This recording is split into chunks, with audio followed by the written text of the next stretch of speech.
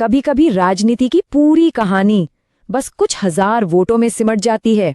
क्या ऐसा हो सकता है कि मुट्ठी भर वोट एक पूरे विधानसभा क्षेत्र की तकदीर लिख दे? बिहार के सिवान में ठीक यही हुआ। यहाँ हार और जीत का फासला इतना कम था कि इसने एक बड़ी सियासी पहेली खड़ी कर दी।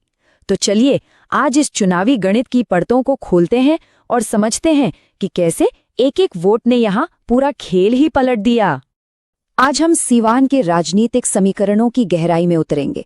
हम ये देखेंगे कि कैसे एक चट्टान की तरह मजबूत माना जाने वाला वोट बैंक बिखर गया, कैसे जमीन पर लोगों की छोटी छोटी परेशानियां चुनावी नतीजों पर भारी पड़ गईं, और आखिर में वो कौन सी रणनीतियां हैं जो भविष्य की राजनीति को एक नई दिशा दे सकती हैं। हमारी पड़ताल शुरू होती है बिहार के नक्शे पर इस जगह से, सीवान। देखिए, ये सिर्फ एक भौगोलिक इलाका नहीं है, बल्कि एक ऐसा सियासी अखाड़ा है जिसका अपना एक अलग मिजाज है, अपनी एक अलग कहानी है, और हमारी आज की पूरी चर्चा इसी जमीन पर टिकी है। सीवान का जनादेश, यानी यहाँ की जनता का फैसला। और ये एक ऐसा फैसला है जो कभी भी एक तरफा नहीं होता। यहाँ की राजनीति में कुछ भी पहले से तय नहीं होता और जीत का अंतर हमेशा हमेशा बहुत मामूली रहता है। ये नंबर देखिए, 9370। यही वो आंकड़ा है जो इस पूरे विश्लेषण की जड़ है। 2025 के चुनाव में सत्ताधारी दल बस इतने ही वोटों से चूक गया। ये हमें एक बहुत बड़ी बात याद दिलाता है कि लोकतंत्र में एक एक वोट की ताकत क्या होती है। और ऐसा नहीं है कि ये पहली बार हुआ हो। जरा इस सफर को देखिए। 2015 में जीत का मार्जिन था करीब 3,500 वोट। 2020 में ये और भी कम होकर 2,000 से भी नीचे आ गया, और फिर अचानक 2025 में ये अंतर उछलकर 9,000 के पार चला गया। ये आंकड़े साफ दिखाते हैं कि सीवान की राजनीतिक जमीन कितनी अस्थिर है। हवा का रुख यहाँ बहुत तेजी से बदलता है। तो सवाल अब ये नहीं है कि क्या हुआ, वो तो सबको पता है। असली सवाल तो ये है कि आखिर ऐसा क्यों हुआ?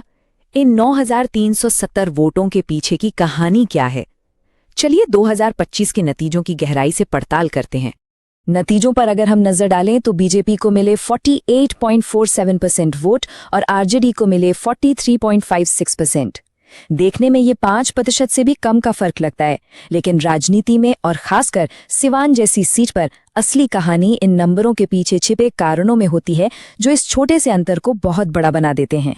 हमारी विश्लेषण में इस हार के पीछे 3 बड़ी वजहें उभर कर सामने आती हैं। पहला, एक मजबूत वोट बैंक का बिखर जाना। दूसरा, नेतृत्व में एक पीढ़ी का ठहराव। और तीसरा, शहर और गांव के बीच की वो खाई जो लगातार बढ़ती जा रही है। आइए एक एक करके इन तीनों को समझते हैं। तो सबसे पहले बात करते हैं उस बिखराव की, उस दरार की जो उस दीवार में पड़ी जिसे सबसे मजबूत माना जाता था, यानी मुख्य वोट बैंक में सेंध। देखिए, कागज पर MY समीकरण यानी मुस्लिम यादव वोट बैंक आरजेडी की सबसे बड़ी ताकत है, लगभग 32.5%। ये एक ऐसा आधार है जो किसी भी चुनाव का रुख मोड़ सकता है। लेकिन 2024 के लोकसभा चुनाव ने एक बड़ी चेतावनी दे दी थी। जब एक निर्दलीय उम्मीदवार ने लगभग 29% वोट हासिल कर लिए, तो ये साफ हो गया था कि इस वोट बैंक को अब हल्के में नहीं लिया जा सकता। ये एक बड़ा संकेत था जिसे शायद नजरअंदाज कर दिया गया। दूसरी बड़ी वजह थी उम्मीदवार और वोटर के बीच का पीढ़ीगत फासला। 78 साल के मौजूदा विधायक शायद आज की उस युवा पीढ़ी से वो कनेक्शन नहीं बना पाए जो विकास और भविष्य की राजनीति पर बात करना चाहती है। ये सिर्फ उम्र का फासला नहीं था, ये सोच और उम्मीदों का फासला था। एक तरफ पुरानी राजनीति थी और दूसरी तरफ नई पीढ़ी की नई आकांक्षाएं। अब जरा सिवान की जमीनी हकीकत को समझिए। यहाँ 94% से ज्यादा आबादी गांव में रहती है, और जो मुट्ठी भर 5-6% शहरी आबादी है वो बीजेपी का एक मजबूत गढ़ माना जाता है। इसका सीधा मतलब ये है कि बीजेपी हर चुनाव में एक शुरुआती बढ़त के साथ मैदान में उतरती है, जिसे काटना विपक्ष के लिए एक बहुत बड़ी चुनौती बन जाता है। अब हम उन मुद्दों की बात करेंगे जो सीधे लोगों की जिंदगी से जुड़े हैं, क्योंकि चुनाव सिर्फ जाति और समीकरणों के गणित पर नहीं जीते जाते। चुनाव लोगों की रोजमर्रा की जिंदगी, उनकी तकलीफों और शासन की नाकामियों पर भी लड़े और हारे जाते हैं। ये आंकड़ा देखिए और एक पल के लिए सोचिए, 65.7%। सिवान की लगभग 2/3 महिलाएं खून की कमी यानी एनीमिया से जूझ रही हैं। ये सिर्फ एक स्वास्थ्य रिपोर्ट का नंबर नहीं है, ये शासन की नाकामी का, वेलफेयर डिलीवरी के फेलियर का जीता जागता सबूत है। और रिपोर्ट भी इसी ओर इशारा करती है। वो इसे कल्याणकारी योजनाओं के वितरण में एक बड़ी विफलता बताती है। सीधी सी बात है, जब स्वास्थ्य जैसी बुनियादी ज़रूरतें ही ज़मीन तक न पहुंचें तो इसका असर लोगों के भरोसे पर और फिर वोट पर पड़ना तय है। तो जमीन पर गुस्सा किस बात का था? गुस्सा था गांव में बंद पड़ी चीनी मिलों का, जिसने खेती किसानी की कमर तोड़ दी। गुस्सा था शहर की उन गलियों का जो हर बरसात में पानी से भर जाती थीं। और इन सबसे बड़ा गुस्सा था उन नौजवानों का जिनके हाथों में डिग्री तो थी पर अपने ही घर में कोई नौकरी नहीं थी और उन्हें पलायन के लिए मजबूर होना पड़ रहा था। तो गलतियों को पहचानना पहला कदम है, लेकिन यहाँ से आगे का रास्ता क्या है?